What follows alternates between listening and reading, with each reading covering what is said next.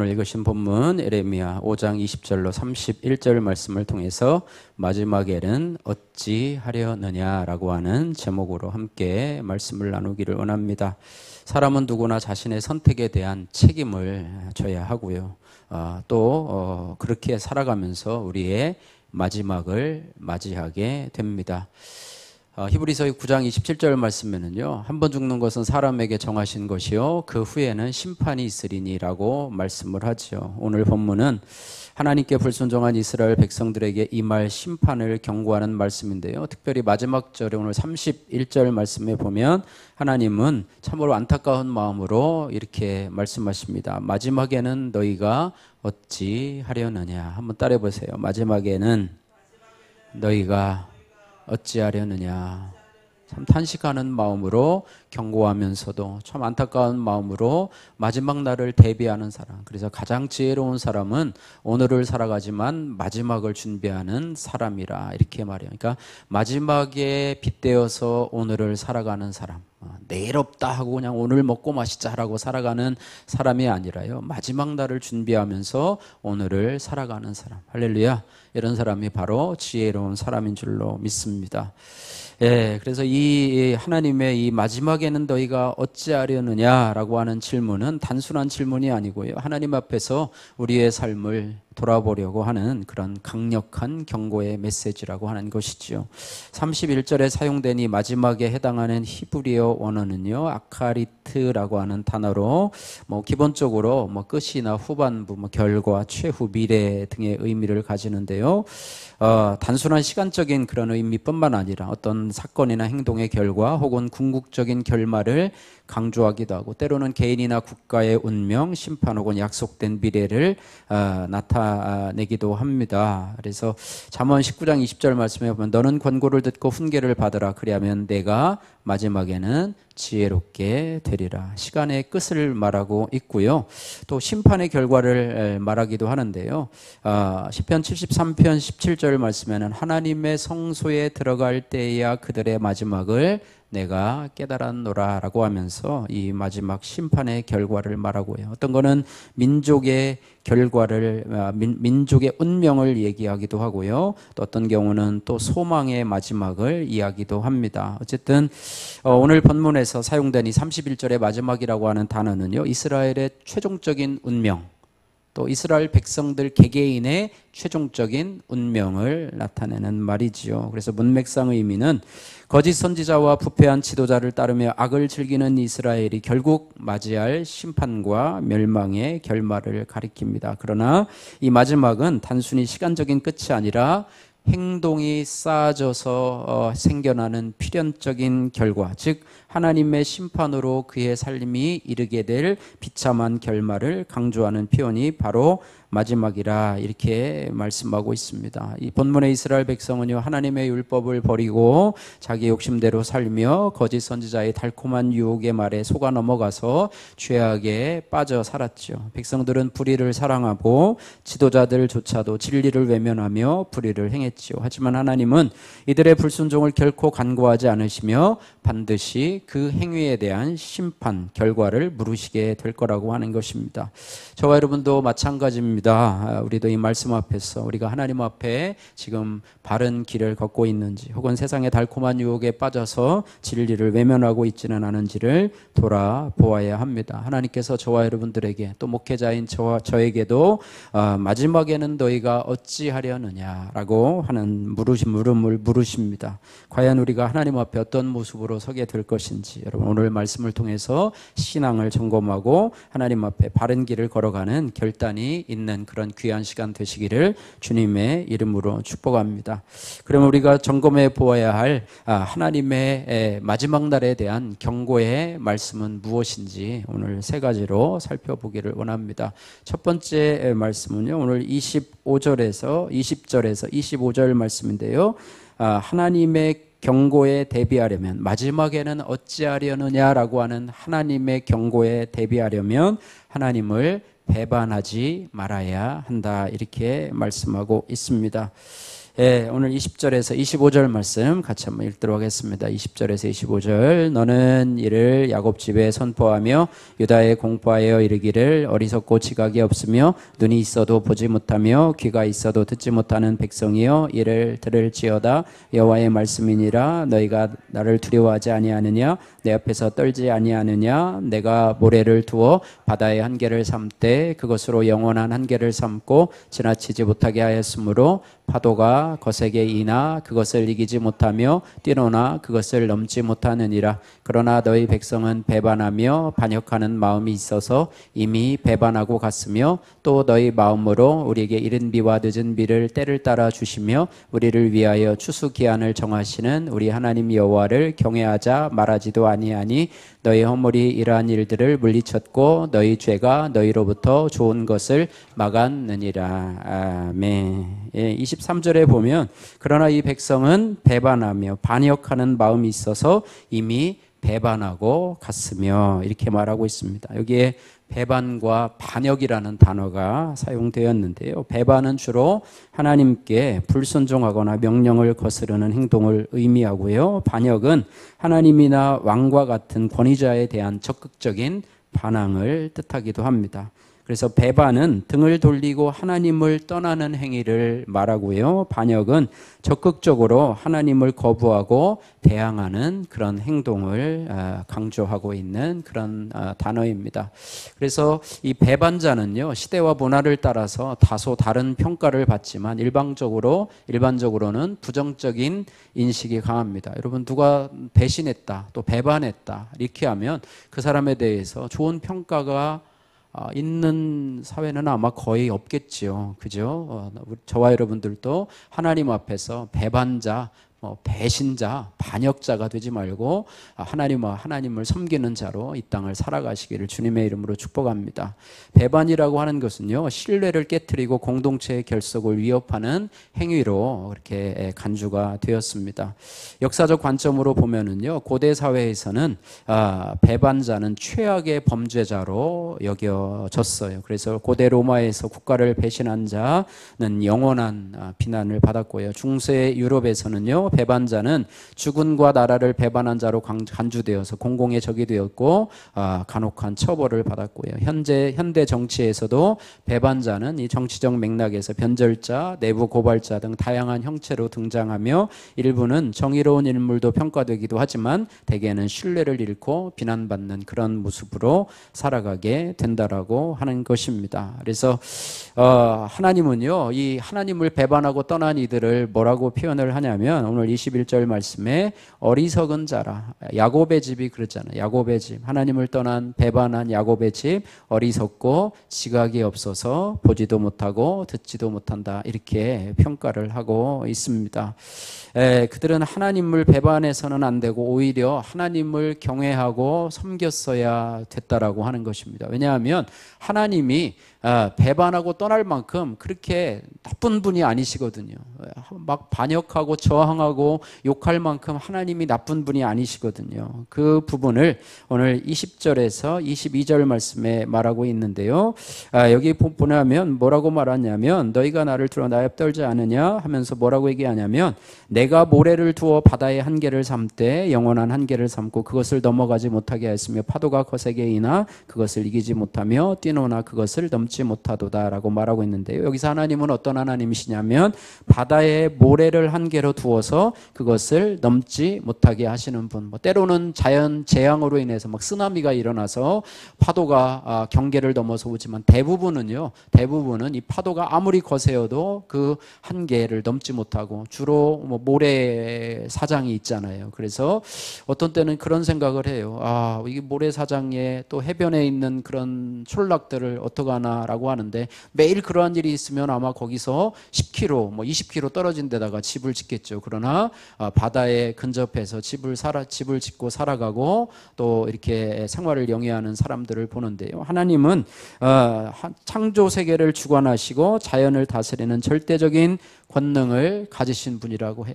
해가 뜨고 또 지는 것, 또 달이 뜨고 지는 것, 또 사계절이 오는 것 이렇잖아요. 오늘은 해가 오늘 7시 떴는데 내일은 12시쯤 뜬다. 오늘은 해가 뭐 5시쯤 졌는데 내일은 한 뭐 3시쯤 진다. 각각이 깜깜해져요. 오후 근무하고 있는데 갑자기 3시쯤 됐는데 깜깜해져요. 6시 퇴근인데 이것이 막 반복되고 그런다면 우리는 그 창조주 하나님의 그런 어떤 주관하심을 믿을 수가 없어요. 그러나 너무나 일정해요. 바닷물이 들어오는 썰물과 일물의 시간도 밀물의 시간도 그들 보면 그 시간이 정해져 있어요. 정확하게 다가오는 그런 모습들 하나님이 주관하고 계시지 않으면요 이것은 일어날 수 없는 일이라 하는 것이죠. 그래서 이스라엘 백성은 이런 하나님을 두려워하지도 않고 경외하지도 않고 배반하고 불순종하는 길을 갔다는 것입니다. 하나님은 온 우주를 창조하실 뿐만 아니라 통치하고 다스리시는 하나님이에요. 해와 달과 별을 창조하신 하나님뿐 아니라 온 우주와 만물의 모든 것을 창조하실 뿐만 아니라 온 우주를 지금도 한치의 오차 없이 다스리시고 주관하시는 하나님이시라 말씀하고 있습니다. 그 하나님이 우리의 하나님이신데 이스라엘 백성들은 그 하나님의 은혜를 잊어버리고 배반과 반역의 길로 갔다고 하는 것입니다. 또 하나는 뭐냐면 하나님은요 우리를 위하여 이른 비와 늦은 비를 베푸시는 은혜의 하나님이라 하는 거예요. 23절에서 24절 말씀을 보시면은요 24절에 4절 말씀 보시면 우리에게 이른 비와 늦은 비를 때를 따라 주시며 우리를 위하여 추수 기한을 정하시는 우리 하나님이시다 이렇게 말하고 있습니다. 그래서 이스라엘이 이 말은요 이스라엘이 또 저와 여러분들이 하나님의 은혜로 살아가고 있음을 보여주고 있습니다. 그럼에도 불구하고 백성들은 완고하고 반역해서 하나님을 경외하지 않고 배반의 길을 걷고 있다라고 하는 것입니다. 그래서 23절에 배반하며 반역하는 마음은요 단순한 실수나 순간적인 죄가 아니고요 지속적이고 의도적인 하나님께 대한 불순종과 반역을 뜻하고 NIV 영어 성경 번역에서는 뭐라고 그러냐면 이것을 완고하고 반역하는 마음을 가진 백성이라 이렇게 말해요. 그래서 그 뜻은 뭐냐면 고집스럽게 하나님께 등을 돌리고 하나님의 말씀을 듣지 않으려는 태도를 강조하고 있습니다. 그래서 이렇게 하나님 온 우주를 창조하실 뿐만 아니라 다스리시고 이른 비와 늦은 비를 때를 따라 주시는 하나님을 배반하고 잊어버리고 떠나면 25절 말씀에 어떤 수고를 해도 좋은 것을 받지 못할 것이다 이렇게 말씀하고 있습니다. 25절 말씀 보십시오. 너희 허물이 이러한 일들을 물리쳤고 너희 죄가 너희로부터 뭐를 막았다고요? 좋은 것을 막았느니라. 하나님 앞에 원망할 필요가 없어요. 왜 하나님 나한테 이렇게 하니까 너희 죄가 너희 허물이 하나님께로부터 오는 좋은 것들을 막았다 이렇게 말하고 있습니다. 사필규정이라는 것이죠. 자업자득이라는 그런 말씀이죠. 그들의 죄가 우리의 죄가 좋은 것을 막아서 이른 비와 늦은 비와 같이 때를 따라 주시는 하나님의 은혜를 받지 못했다 이렇게 말합니다. 그래서 우리는 하나님을 경외하는 자로 돌이켜야 합니다. 하나님은 우리에게 필요한 것들을 공급하시는 은혜의 하나님, 온 우주 만물 또 우리를 다스리시는 하나님이시라 이렇게 말하고 있습니다. 그러나 인간은 하나님의 은혜를 너무 쉽게 잊어버리고 배반하는 그런 습성을 가지고 있다라고 하는 것입니다. 하나님은 본래 이스라엘에게 좋은 것을 주고자 하셨는데 이 불순종과 배반은 하나님의 은혜를 거부하는 것이고 결국은 무엇을 가져오느냐? 심판을 가져오게 된다라고 하는 그런 말씀입니다. 죄는 하나님과 우리 사이를 갈라놓고 하나님의 복을 막는 장애의 물이라고 하는 것입니다. 인간의 하나님에 대한 최초의 배반은요, 최초의 타락으로 이어졌지 않습니까? 아담과 하와는 하나님께서 금하신 선악과를 먹음으로 하나님을 배반했어요. 그 결과 죄가 세상에 들어오고 하나님과의 관계가 단절이 됐고요. 또 하나님은 그들을 즉각적으로 심판하셔서 에덴 동산에서 추방하셨습니다. 물론 하나님께서 가죽옷을 지어 입으심으로 또 구원의 소망을 또 한편으로는 놓아두시기도 하셨죠. 또 구약에서 이스라엘 백성이 하나님과의 언약을 맺고도 배반하는 모습이 나오는데요. 출애굽한 이스라엘 백성들은 모세가 하나님의 산에 올라간 사이에 뭐를 만들었어요? 금송아지를 만들어서 거기에 하나님을 배반을 했고 하나님의 진노가 임했고 사사기 시대에도요 반복된 배반이 있었습니다. 하나님을 따르다가 또 배반해서 우상을 섬기고 또 하나님의 징계가 오게 되면 회개하고 또 회복되는 그런 패턴을 반복적으로 산 것이 우리 인간의 모습이라고 하는 거예요. 신약 시대에도 예수님의 12제자 중에 하나인 가룟 유다가 예수님을 배반하는 그런 최후의 결말을 맞아서 이 사람은 차라리 태어나지 않았으면 좋았다. 예수님의 제자 얼마나 참 귀하고 복된 자리입니까? 재정을 맡아서 똑똑한 사람인데도 불구하고 결국은 예수님을 배반하는 자리에 들어갔다고 하는 것 참 우리가 생각해 볼 수가 있는데요. 그렇습니다. 어쨌든 로마서 3장 10절에서 12절 말씀 보니까요. 의인은 없나니 하나도 없으며 하나님을 찾는 자도 없도다 이렇게 말씀하고 있습니다. 하나님은요.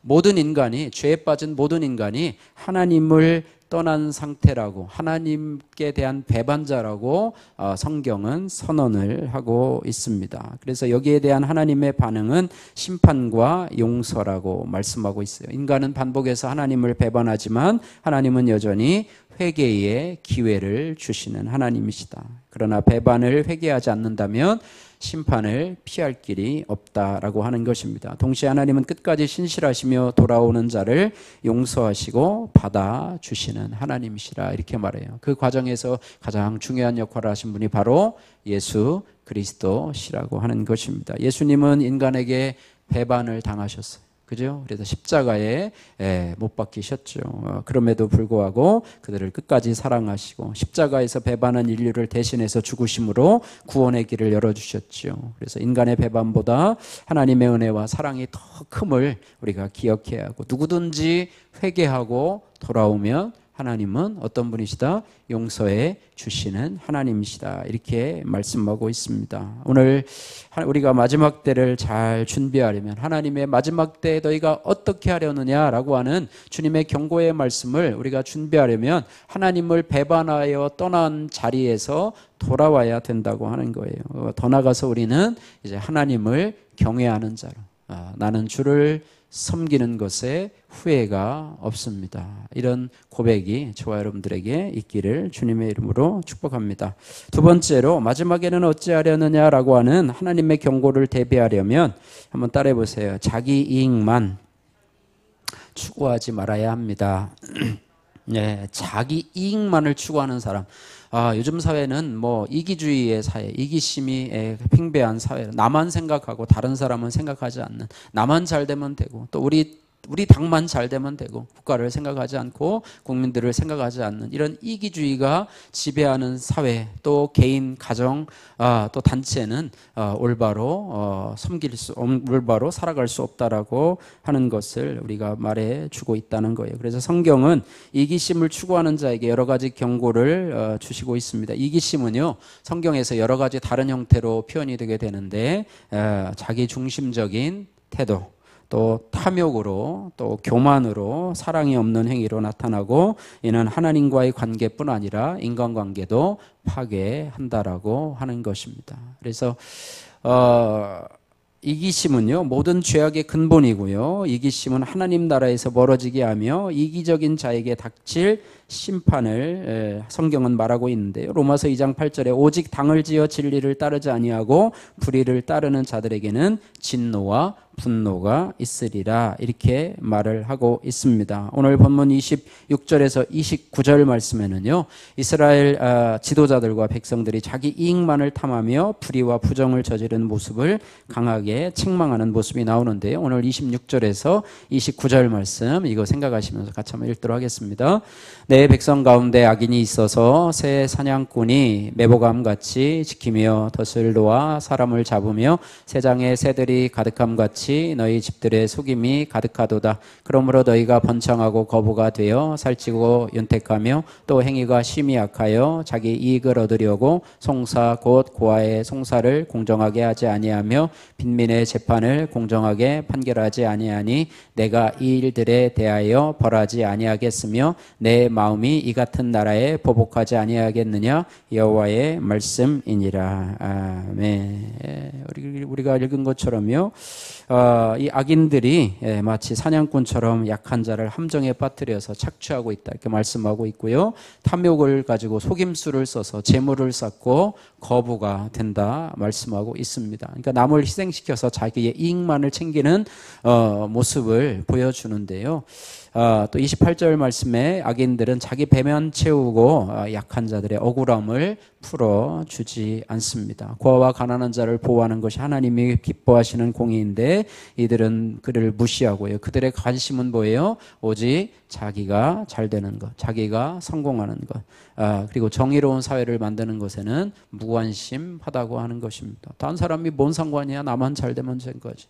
다른 가난하고 못부는 사람은 그냥 그렇게 살다 죽으면 되지.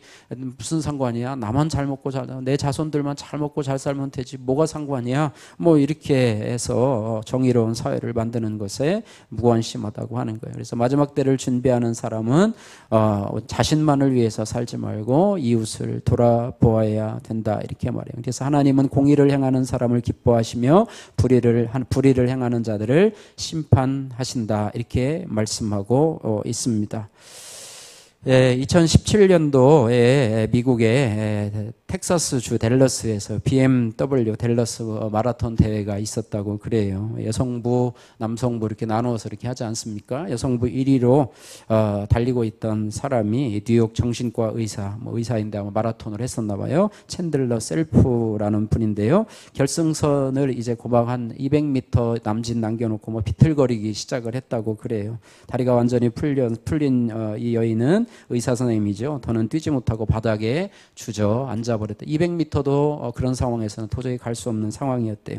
그 뒤를 바짝 쫓고 있던 2위 주자가 그 모습을 보면서 참 다시 없는 기회잖아요. 2등으로 달려서 1등을 할 수 없는 상황인데 이제 절호의 찬스가 다가온 것이죠. 2위 주자에게 우리가 주목을 해야 되는데요. 17살의 고등학생이었대. 아리아 루터먼이라는데 이 챈들러 셀프를 이제 지나치고 꼬린선으로 들어가서 환호를 지은 것이 아니라 그녀를 넘어져 있는 주저앉아 있는 그녀를 부축하고 함께 갔다는 거예요. 결승선이 이제 눈앞에 있는데 의식을 잃어갖고 온 챈들러에게 계속해서 부축하면서 이렇게 했대요. 당신은 할 수 있어요. 결승선이 바로 저 눈앞에 있어요. 이렇게 끊임없이 속삭이면서 그 결승선을 함께 달려갔다고 그래요. 그리고 결승선 앞에서 어떻게 했을까요?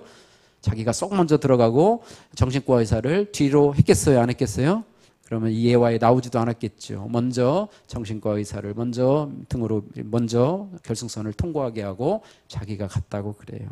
참 17살밖에 안 된 여고생의 행동이 참으로 참 놀라운데요. 이런 것이 바로 이기주의적으로 행동하지 나만을 위하는 그런 이기적인 태도가 아니라 남을 먼저 생각하는 그냥 갔으면 그 의사가 1등하고 자기는 2등을 했겠지만 갑작스러운 사고를 생겨서 자기가 1등을 하면 더 고소해하고 그럴 텐데 그렇지 않은 이 마음이 너무나 아름다운 그런 모습이라고 생각이 됩니다. 우리는 이기심을 버리고 겸손과 섬김의 삶을 통해서 마지막 때를 준비하는 자가 되어야 될 것입니다. 오늘 큐티 말씀 있죠. 자기를 부인하고 자기 십자가를 지고 나를 따르라. 다른 사람의 구원을 위해서 내가 져야 할 십자가가 뭔가? 왜 다른 사람을 생각해? 나만 구원받으면 되지?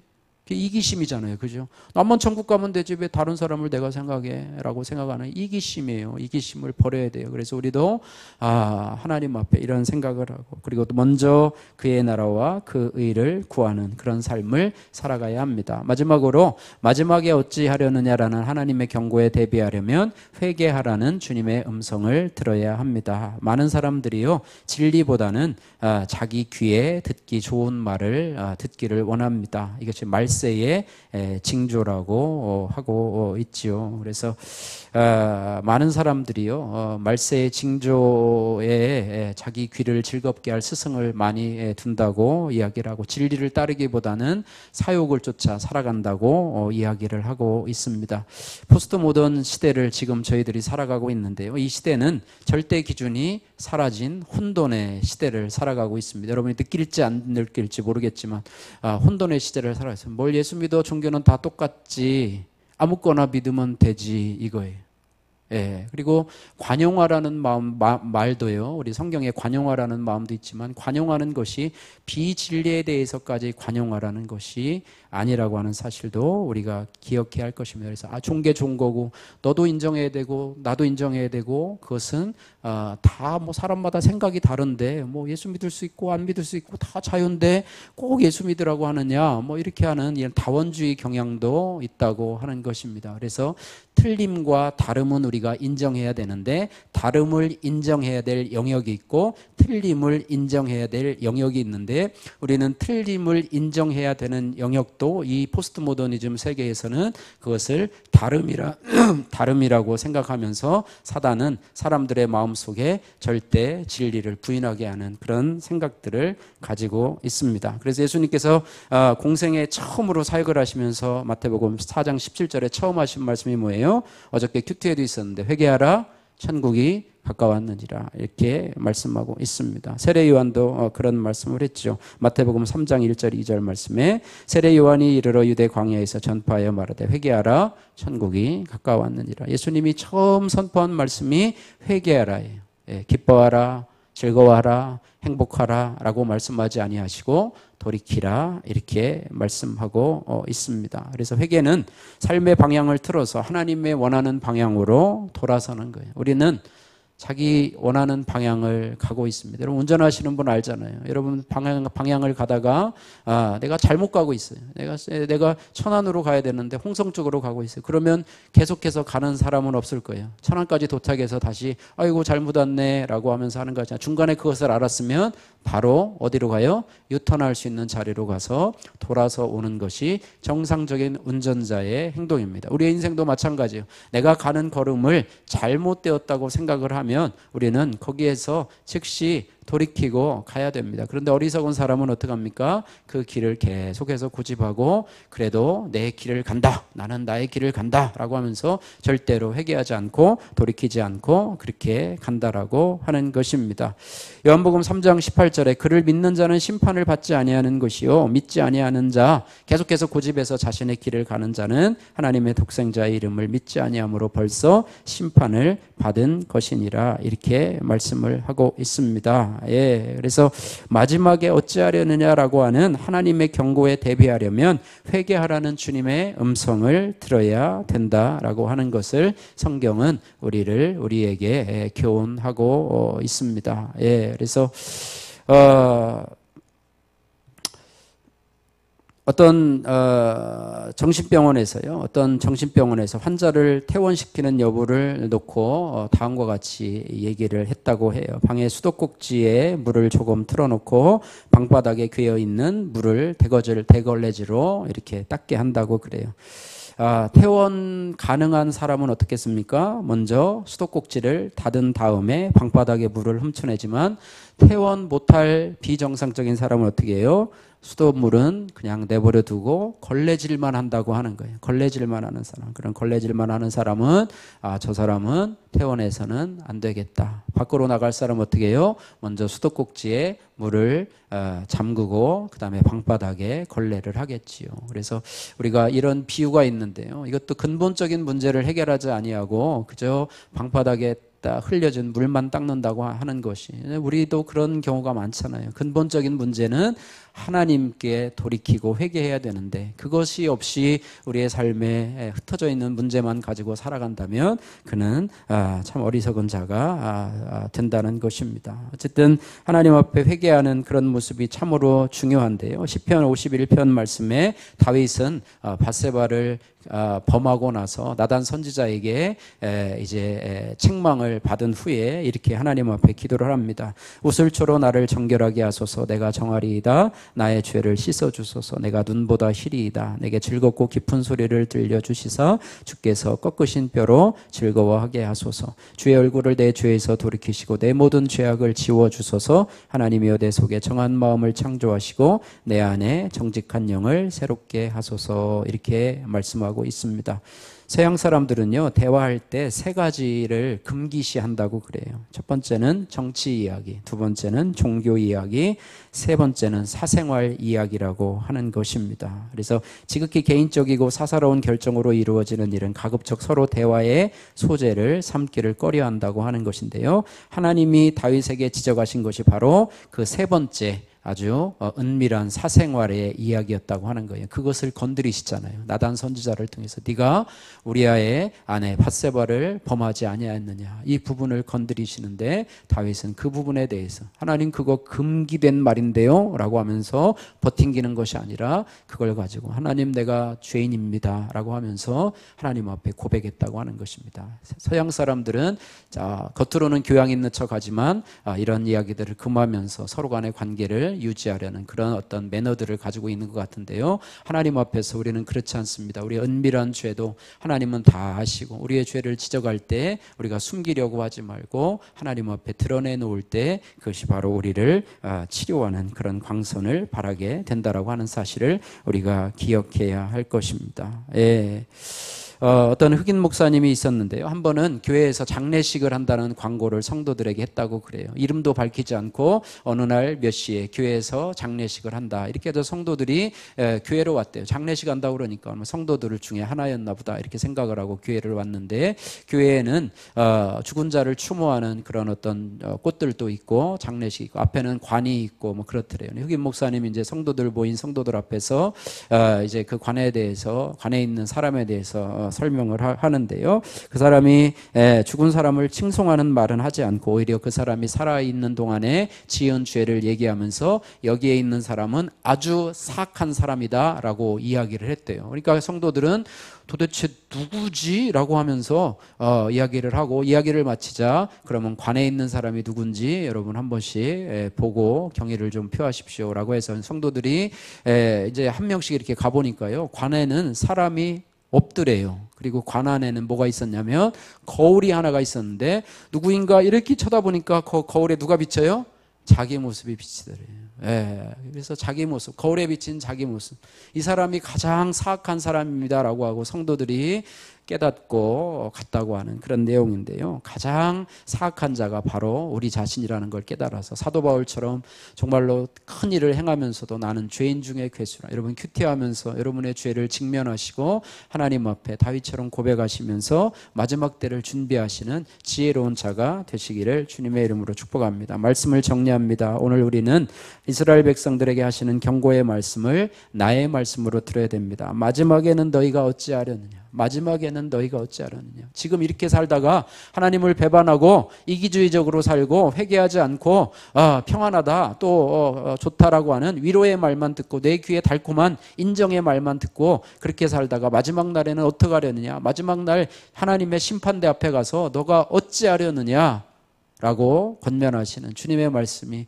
이스라엘 백성들에게 뿐 아니라 저와 여러분들 목회자인 저에게도 주시는 말씀, 마지막 날에는 너희가 어찌하려느냐, 이 말씀을 여러분들 마음에 새기시면서 여러분의 신앙생활을 한다면 여러분 하나님 앞에 귀한 모습이 될 줄로 믿습니다. 하나님 여러분에게 하나님을 배반하는 자로 살지 말고 여러분 하나님과 친밀하게 사시고요, 하나님을 경외하는 자로 사시고요, 자기 이익만 추구하는 것이 아니라 우리 공동체의 유익, 또 여러분 주위에 구원받을 자를 위해서 자기 십자가를 지는 그런 적용을 하시기를 바라고요.